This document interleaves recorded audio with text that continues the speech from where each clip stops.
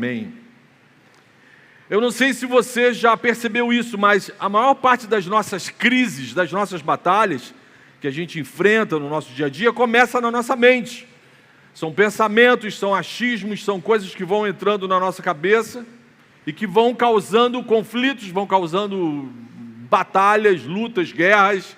Não são bombas, nem tiros que vão conseguir atingir e às vezes enfraquecer a nossa fé, a nossa relação com Jesus, mas são ideias, pensamentos, narrativas que vão entrando como uma infiltração gradativamente. Muitas vezes são argumentações com uma aparência de piedade ou de sabedoria e que nos enganam, como foi no Éden. A narrativa sutil da serpente enredou a mente e o coração da mãe de todas as mães. Mas qual a importância de nós meditarmos nesse assunto? Por que estamos tratando dessa questão num retiro? Por que separar 4 dias, 8 pregações para falar sobre essa guerra invisível que acontece nas nossas mentes? Igreja querida, alguns de nossos irmãos, gente que amamos, gente que um dia caminhou com a gente, hoje não caminha mais. Pensa aí, com certeza alguns de vocês lembram de irmãos, filhos, cônjuges que ao longo dos últimos anos foram envolvidos por ideias completamente incompatíveis com a vontade de Deus para a vida dessas pessoas, mas eles foram se envolvendo com essas ideias e hoje não caminham mais aqui com a gente. No texto da nossa meditação, em Colossenses 2, a gente encontra o apóstolo Paulo escrevendo para seus irmãos, escrevendo para crentes, escrevendo para irmãos em Cristo, porque já naquela época ele se preocupava com um ataque que não era físico, não era um ataque físico à igreja, mas era uma ameaça invisível, que na prática é muito pior do que uma perseguição, do que um ataque físico. Paulo sabia que seus irmãos seriam atacados por um evangelho misturado, por um Cristo reduzido, um Cristo deformado, uma fé diluída, contaminada por ideias, por pensamentos maculados pela queda. Por isso, inspirado pelo Espírito Santo e movido com um cuidado pastoral, o apóstolo escreve o texto que lemos ontem à noite, o texto de Colossenses 2.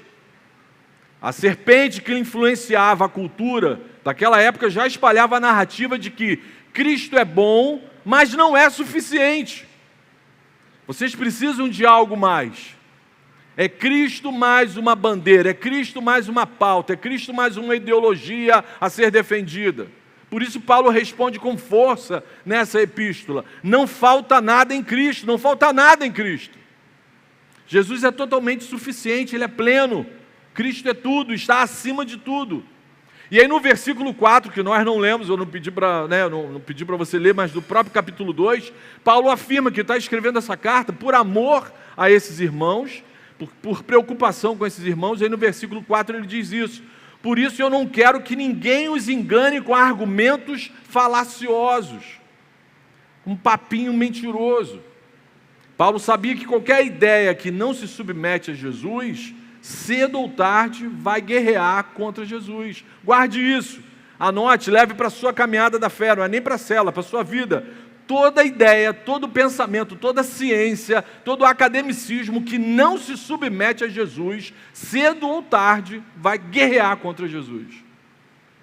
Praticamente tudo que eu e você assistimos, ouvimos e lemos no nosso dia a dia estão impregnados de ideias que guerreiam contra Jesus. Não tem nada neutro.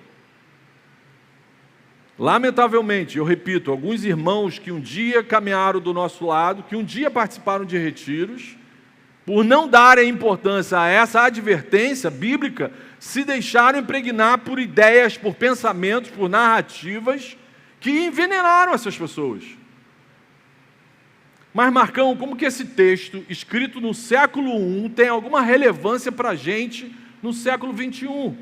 Que lições nós podemos extrair dessa passagem que nos ajudarão na prevenção, no enfrentamento dessas ideias que guerreiam contra a nossa fé em Jesus? Então, a primeira lição, preste atenção, se puder anote, se você conseguir anotar e se abanar ao mesmo tempo, faça isso. Primeira lição: a vida cristã começa e permanece em Cristo. Paulo mostra isso para a gente. A vida cristã ela se inicia e permanece em Cristo. Versículo 6. Portanto, assim como vocês receberam Cristo Jesus, o Senhor, continuem a viver nele. Nossa fé em Jesus não precisa de nenhum complemento, seja um complemento acadêmico, ideológico, científico. Cristo é suficiente e pleno para todas as áreas da nossa existência. A vida cristã começa e permanece em Cristo. A ciência, a cultura, os ideais políticos, tudo deve se submeter a Cristo e não o contrário. O cristão não precisa levantar nenhuma bandeira, defender nenhuma ideia além do Evangelho. E principalmente fora do Evangelho. Paulo afirma que o mesmo Cristo que nos salvou, o mesmo Cristo que nos salva, é aquele que sustenta a nossa caminhada. Sempre que algo ocupa o lugar central, ocupa o trono de Cristo na nossa vida, seja uma ideia, uma militância, é sinal de que o nosso coração, a nossa mente foi enganada. Se alguma outra coisa está ocupando o lugar de Cristo na sua vida, é sinal que você já está sendo enredado. Sempre que nós encontramos um cristão defendendo uma bandeira humana, uma ideia humana, com mais afinco, com mais paixão do que ele defende o Evangelho, algo muito estranho já aconteceu na vida desse cristão. Outro sintoma muito ruim, que é fácil de você identificar quando a guerra invisível está fazendo estrago na cabeça de um cristão, é quando ele, depois que ele ouve a pregação dos seus pastores, ouve as exortações do líder da célula, ouve a palavra do seu discipulador, no final das contas ele decide que vai abraçar mesmo, vai ficar do lado mesmo da opinião do professor ateu que ele tem na faculdade, ou do amigo do trabalho que não é cristão, que não crê nos mesmos valores que nós cremos. Provavelmente tem alguma coisa muito ruim acontecendo no campo de batalha dos pensamentos de uma criatura que no final de uma série de exortações ele prefere ficar do lado de gente que não ama Jesus. Quem está em Cristo não precisa de outras filosofias. Quem está em Cristo não precisa de rituais extras, não precisa de axé, não precisa de auê, não precisa acender vela para ninguém, não precisa reencarnar. Quem está em Cristo não precisa de nenhum mediador, não precisa de despachante pastor, não precisa de despachante padre, não precisa. Quem está em Cristo tem tudo, tem plenitude, tem contato direto com o Pai. Amém? O recado apostólico é claro. Nada que não venha explicitamente de Jesus, do Evangelho, deve encontrar espaço entre vocês. Nada que não venha explicitamente dos Evangelhos, não venha explicitamente de Jesus, não pode encontrar espaço na nossa mente, no nosso coração.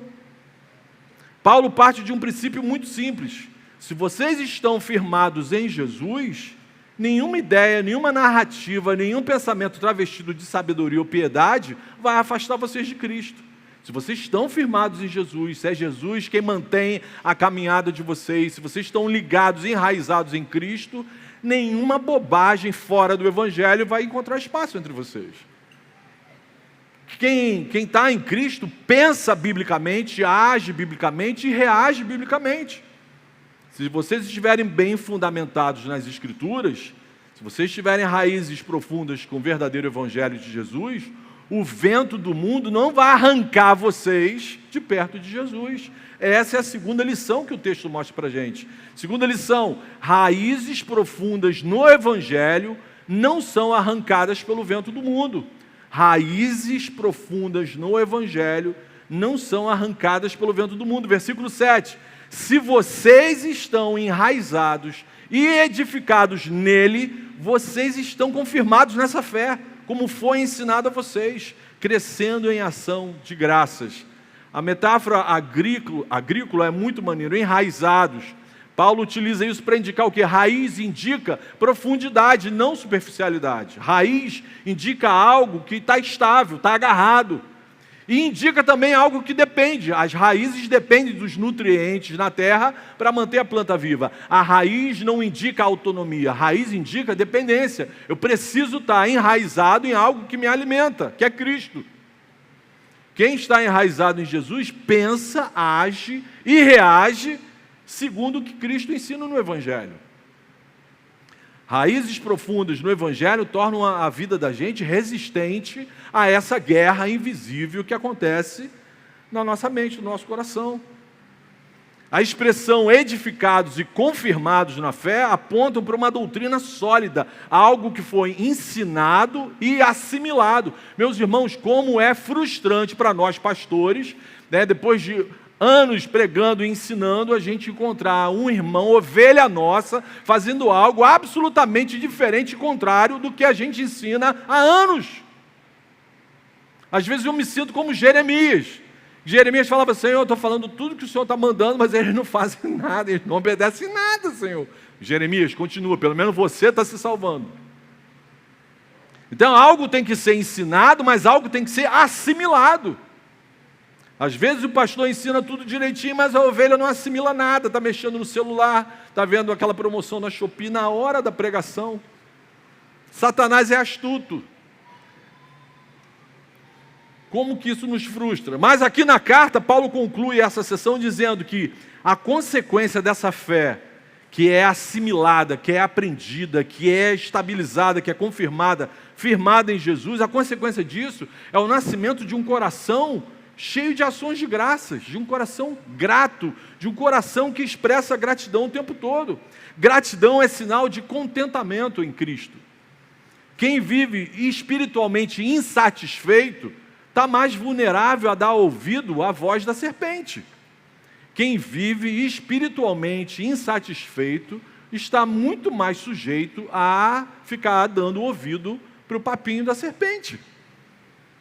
Corações gratos não buscam substitutos ou acréscimos para Jesus.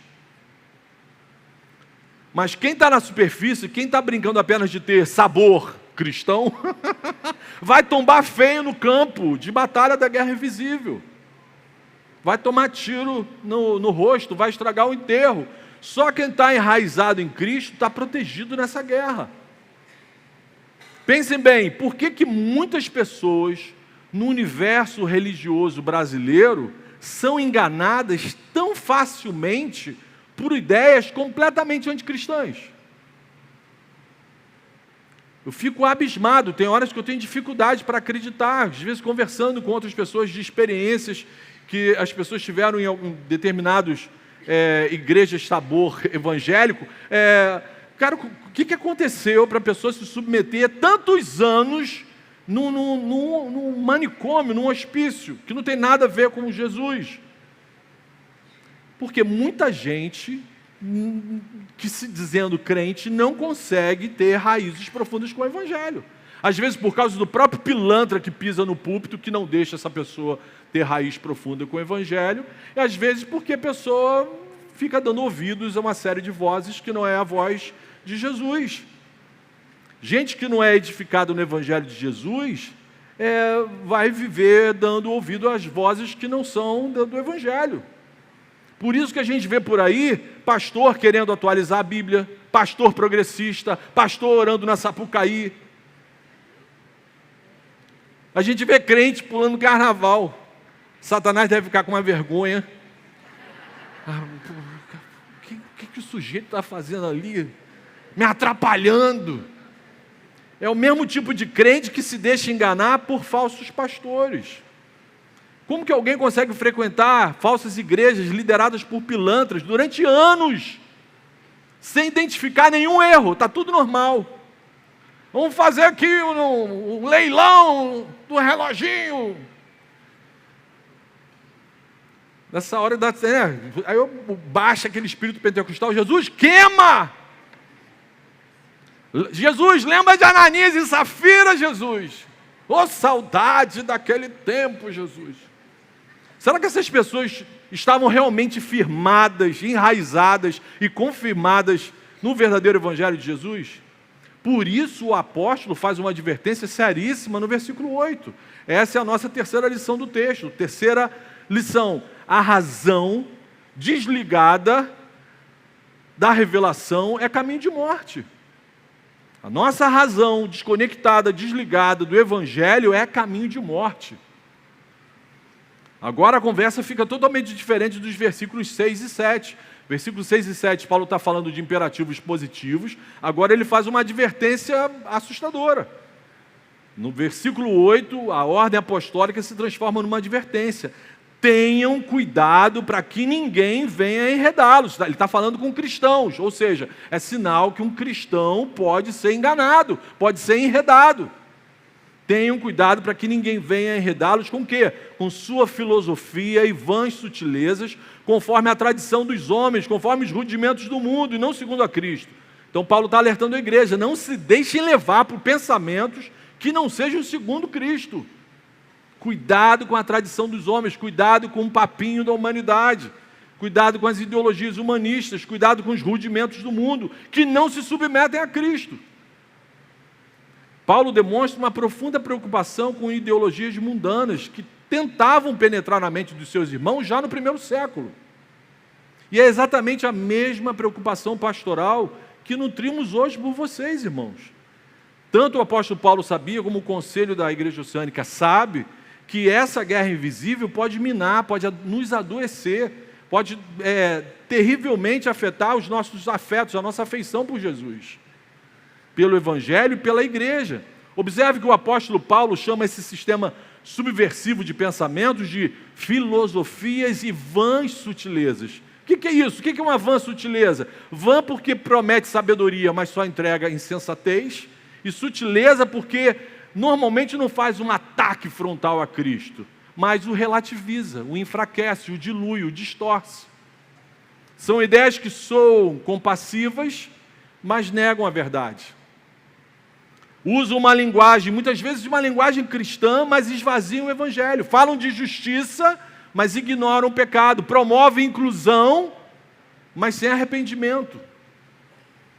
O que seria isso nos dias de hoje? O que seriam as filosofias e vãs sutilezas nos dias de hoje? É todo o discurso que tenta relativizar a soberania de Cristo, a inerrância das Escrituras.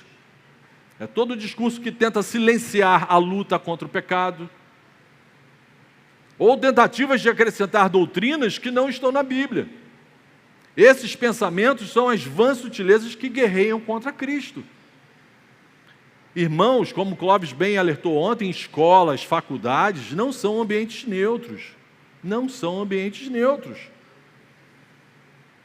Você tem que ter cuidado com os rudimentos do mundo, com as coisas, com as ideias que guerreiam contra o Evangelho. O que são os rudimentos do mundo? Está tudo no mesmo pacote da desgraça, dessa guerra invisível. São pensamentos, ensinos, segundo a tradição dos não cristãos. São projetos de vida que não surgiram do Evangelho. Mais uma vez, podem ter a aparência de algo justo, de algo sábio, de algo piedoso, mas se não está fundamentado no Evangelho, no ensino apostólico, não tem como ser bênção para ninguém. Por exemplo, não existe a menor possibilidade de um cristão de verdade, cheio do Espírito Santo, firmado na rocha, enraizado em Jesus, lutar pela legalização do aborto, lutar pela legalização das drogas, defender a invasão de propriedade alheia, ou apoiar a ideologia que afirma que nossa sexualidade é construída pela opressão de uma sociedade oprimida pelos valores judaico-cristãos. Não tem como uma pessoa cheia do Espírito Santo apoiar isso. Mas nós vemos, em alguns arraiais sabor cristão, gente que se dizendo crente apoiando essas bandeiras. Não existe cristã feminista, não existe cristão machista. Não existe cristão firmado em Cristo que apoie políticos e políticas que promovam essas ideias. Tendo como razão, às vezes a pessoa usa assim, não, eu apoio essa ideologia política porque eles se preocupam com a desigualdade social. Ah, faça-me o favor. Que fique claro, o Evangelho de Jesus não é contra a justiça social. Mas o reino de Deus não é ONG, igreja não é ONG. A maior arma contra a desigualdade social é a pregação do Evangelho, não só a distribuição de bolsas escravizantes do Estado. Irmãos, se nós olharmos para os dados mais recentes do IBGE, quase metade das famílias brasileiras, das residências brasileiras, recebe alguma bolsa do governo, que é dada com o nosso dinheiro, porque não existe almoço grátis. Será que não tem algo maligno por trás dessa incessante dependência? Será que isso não é uma maneira perversa e atual de escravizar um povo? Você só come se for aqui na minha mão. Se existem tantas pessoas carecendo tanto de ajuda financeira como de alimento, é um sinal claro de que tanto o governante como esse povo faminto carece desesperadamente do Evangelho de Jesus Cristo.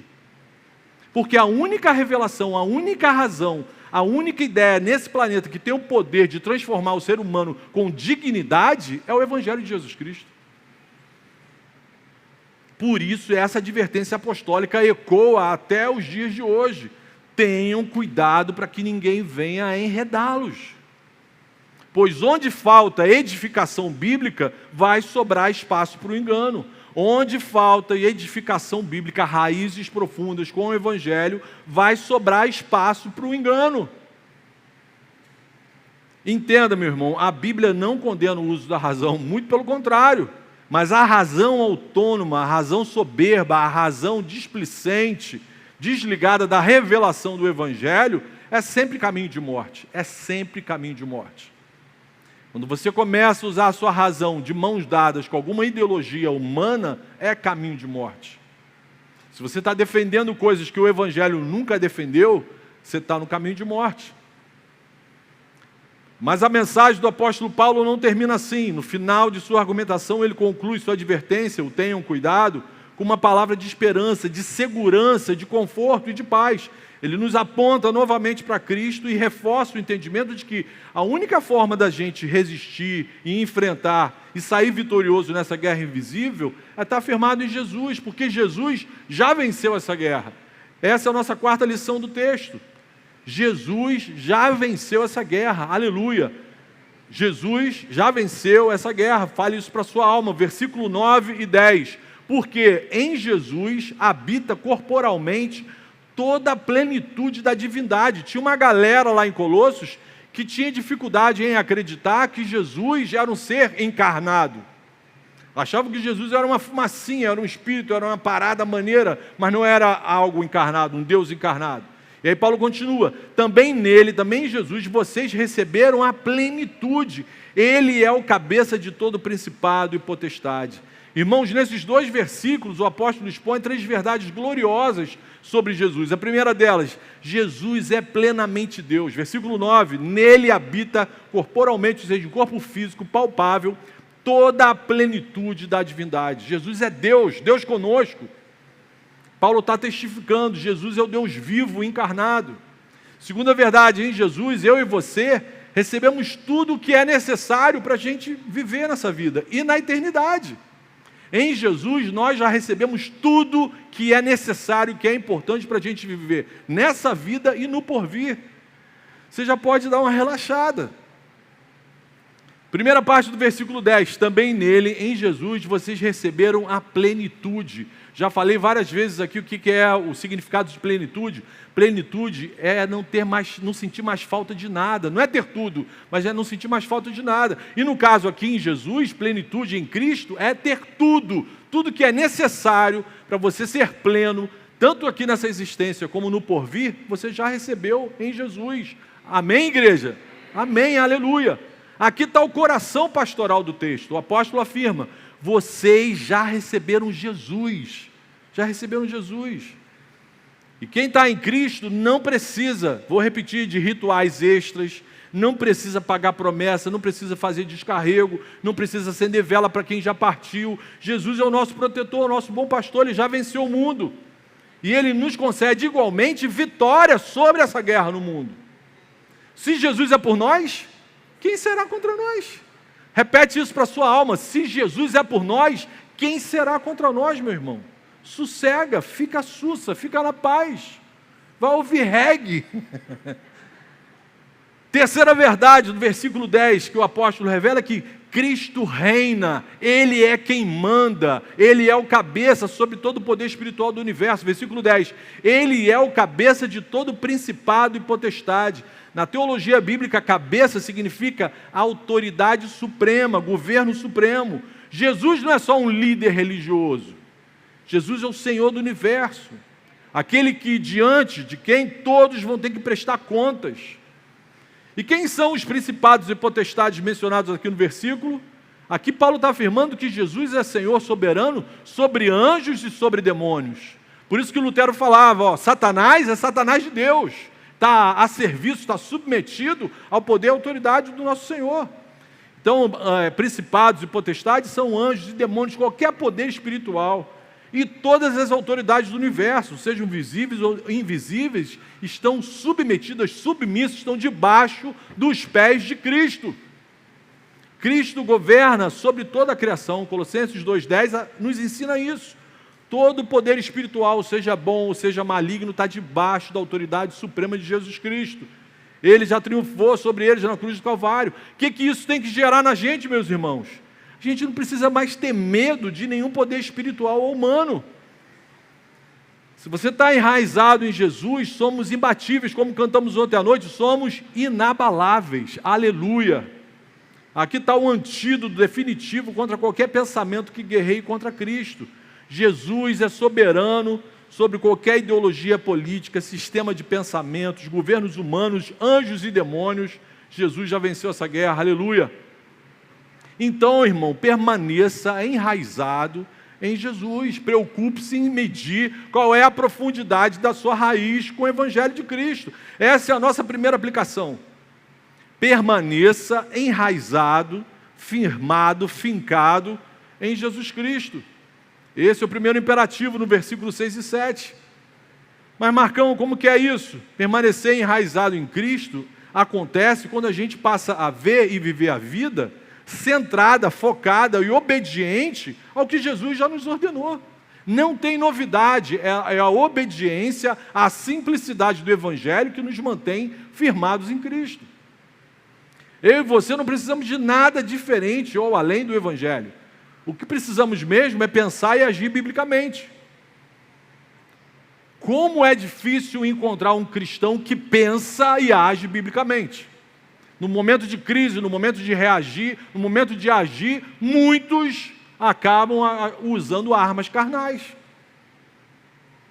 Então, permanecer enraizado é obedecer a palavra. O que nos falta muitas vezes é isso, é obediência no nosso dia a dia de tudo que Jesus já nos ensinou. Cristo tem que ser o centro da sua vida. Cristo tem que ser o centro de tudo. Você é um coadjuvante, você não é pessoa, o universo não gira ao seu redor, meu amigo. Desculpe estragar seus anos de terapia. O universo não está nem aí para você. Você não é o centro de nada. A sua expectativa não tem que ser atendida. O que tem que ser atendido é a obediência a Jesus. Aquele que tem os meus mandamentos e os obedece, esse é o que me ama, esse é o que está comigo. Ninguém solta a mão de ninguém. Agora se você fica, ele falou estranho comigo, eu não sou feliz, não sei o quê, você vai gastar toda a sua vida em terapia e não vai resolver nada. Sai do centro, para de olhar para você, olha para Jesus. Viva firmado e submisso à simplicidade do Evangelho que te salvou. A gente não precisa se apegar a nenhuma bandeira, nenhuma cultura caída dos homens. Quando somos nutridos só pela palavra, a gente não precisa de nada fora da palavra. Segunda aplicação, resista e enfrente a serpente do presente século. Resista e enfrente. Não é para você ficar, isso aqui é errado, não vou nem... Não, viu que é errado, tem que bater de frente. Com graça, esse que é o desafio, irmãos, fazer isso com... meu amor, eu não gostei disso não. A vontade é de pegar aquele bastão, um porrete gospel e partir para dentro, mas tem que ser com graça, com misericórdia. Mas resistir e enfrentar a serpente do presente século. Eva não enfrentou a serpente no Éden, Eva deu ouvido. Eva dialogou, ficou de conversinha fiada. E foi enredada pelas vãs sutilezas do inimigo. Eu e você, firmados em Jesus, a gente não deve só evitar as vãs sutilezas, a gente tem que denunciar, tem que identificar e falar, isso aqui é mentira, isso aqui é conversinha de Satanás. Temos a obrigação de combater as mentiras que a serpente desse século tem espalhado por aí. E como que se enfrenta o inimigo? Não é fugindo da cultura do mundo, não é fugindo, não é ficando o resto da vida num retiro, não. Não é criando um universo paralelo, vivendo isolado da realidade, não. Não é ficar neurótico de guerra. No meu início da minha caminhada, tinha um movimento dentro da igreja que ficava virando o rótulo de refrigerante ao contrário para encontrar Satanás. Você já fez isso? Já? Levanta a mãozinha para eu saber que você é de 1960. Você já pegou o rótulo de Coca-Cola e botou ao contrário para ver se achava um demônio, né? Então, resistir, lutar contra o capeta, não é ficar essas palhaçadas gospel, não. Não é ficar neurótico de guerra, não é isso. O que o Evangelho de Cristo nos exige é que nós sejamos sal e luz o tempo todo, onde a gente estiver. Para isso a gente precisa de maturidade espiritual. Tenha um discernimento profundo. Clame ao Espírito Santo o dom do discernimento. Para você identificar rápido o que é uma vã sutileza, o que é uma conversinha perigosa, o que é uma ideologia maligna tentando se infiltrar dentro da sua casa, colocando em risco a sua família. Tem que ter discernimento do que é verdade de Deus, o que é mentira do mundo. Aquele que está firmado em Cristo tem que saber identificar, tem que saber discernir. E para isso você vai ter que ter, qual é o filtro do discernimento? É a palavra, tem que ter conhecimento bíblico. Tem que saber influenciar com intenção. Irmãos, para fazer isso, tem que ter profundo conhecimento bíblico. Você não pode ter 2 centímetros de profundidade no Evangelho. Não adianta falar que é cristão e não ser alimentado, não ser apaixonado pelas Escrituras. Irmãos, esse texto que foi produzido, os nossos 40 dias de devocionais, é tesouro. Isso que o nosso pastor Jonatas preparou para a gente, é tesouro. Você tem que guardar isso, consultar, ler essas passagens todos os dias. Essa pregação surgiu desse momento de devocional, nesses 40 dias. Para você identificar e rejeitar com força qualquer ideia que não se submete a Jesus, você tem que estar cheio da palavra. Você vai precisar de muito conhecimento bíblico para poder reter o que é bom, para poder peitar e confrontar o que é ruim. Você sabe discernir com sabedoria o que é uma vã sutileza, o que é uma intervenção negativa da cultura sobre a sua fé? Você sabe ser sal e luz com intenção, se programando intencionalmente para influenciar o seu ambiente de trabalho, a sua casa, aquela festa de família, né, que o seu tio já chega mamado igual uma gambá. Você sabe ser sal e luz nesse momento? Você vai precisar de uma vida cheia do Espírito Santo e cheia do conhecimento da palavra. Submeta seus pensamentos à palavra de Deus diariamente. Não normalize ideias que a Escritura combate. Não dê ouvidos aos pensamentos que a Bíblia condena. Irmãos, ignorância bíblica é terreno fértil para o engano. Ignorância bíblica é terreno fértil para o engano. Participe de todos os finais de semana de treinamento. Mês que vem a gente vai ter o primeiro. Assista todos os vídeos que o pastor Henrique indicou ontem. Assista todos os vídeos que os pastores e os estudos que nós ministramos na Igreja Oceânica estão todos disponíveis de graça no canal do YouTube da igreja. Tem gente que paga, bem feito para você, tem gente que paga para ficar tendo aula nessas igrejas sabor evangélica com professor coach. Satanás está lá na Versalhes tomando cafezinho e o Zé Ruela pagando para assistir aula com esses mané, cara. E aí você tem uma porção de estudo bíblico gratuito no canal do YouTube da sua igreja e você não assiste. Aí fica compartilhando ainda. Irmãos, como que vocês testam a minha fé quando você compartilha no grupo da célula? Aqueles caras, se Jesus deixou você tocar, se Jesus deixou você amar, se Jesus... Ainda bem que esqueci o nome da criatura aqui, senão eu ia falar o nome para você orar. Não sopra não, senão eu vou... Aí a criatura da Oceânica me pega esse vídeo, ai que coisa bonitinha, aí compartilha isso na célula. Aí eu tenho que continuar amando esse irmão. Irmãos, ignorância bíblica é terreno fértil para o engano. Então participe, valorize o que Deus tem concedido para você dentro do arraial que você frequenta. E a terceira aplicação, confie na supremacia de Jesus. Amém, irmãos? Confie na supremacia de Jesus, confie na suficiência de Cristo. Você não precisa de um evangelho atualizado. Você só precisa do evangelho verdadeiro. Você também não precisa viver sua vida cristã com medo do inimigo. Confie na supremacia de Cristo. Nós somos servos do Deus vivo, do Deus Todo-Poderoso, do Senhor dos Exércitos. Aleluia! Nós não seguimos apenas um bom mestre, nós seguimos aquele que é o Criador do universo. Nós seguimos o Deus vivo, que nasceu da Virgem Maria, padeceu sob Pôncio Pilatos, morreu, foi crucificado, ressuscitou ao terceiro dia, está assentado à direita de Deus Pai, de onde há de vir para julgar os vivos e os mortos. Esse é o nosso Deus. Isso tem que gerar descanso real na vida da gente. Isso tem que gerar paz que excede a todo entendimento. Isso tem que fazer a gente dormir sem o auxílio medicamentoso de nada, sem precisar tomar chá de trombeta, de cogumelo.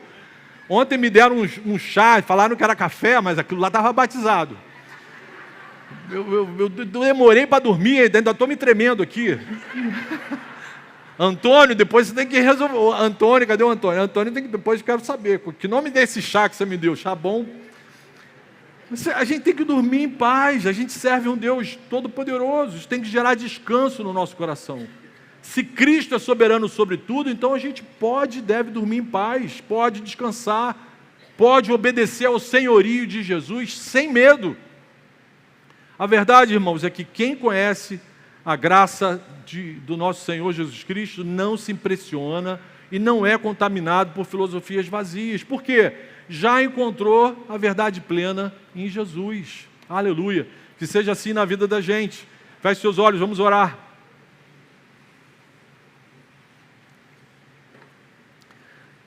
Senhor Jesus, muito obrigado, Senhor, pela Tua palavra, obrigado pelo Seu amor, pela Sua graça, pela Sua misericórdia, que insiste em nos trazer para perto. Muito obrigado, Senhor, pela Tua voz audível o tempo todo na vida da gente. A gente reconhece que algumas vezes, Senhor, somos tentados por ideias que parecem sábias, mas que nos afastam da Tua verdade. Por isso te pedimos, Senhor, guarda a nossa mente, guarda o nosso coração, guarda a nossa fé, guarda a Tua igreja, Senhor. Nos conceda raízes profundas no Senhor, dá-nos discernimento, Senhor, para amar sem negociar a verdade e coragem para a gente permanecer firme e confrontar esse mundo maligno e confuso, Senhor. Dá-nos essa coragem. Senhor Jesus, reine plenamente sobre os nossos pensamentos, sobre as nossas palavras, sobre as nossas decisões. Traz de volta irmãos, filhos, cônjuges, Senhor, que um dia estiveram aqui com a gente, Senhor. Essa é a nossa oração, Senhor. E a gente faz em nome de Jesus, o cabeça da igreja. Aleluia, aleluia, amém. Deus nos abençoe.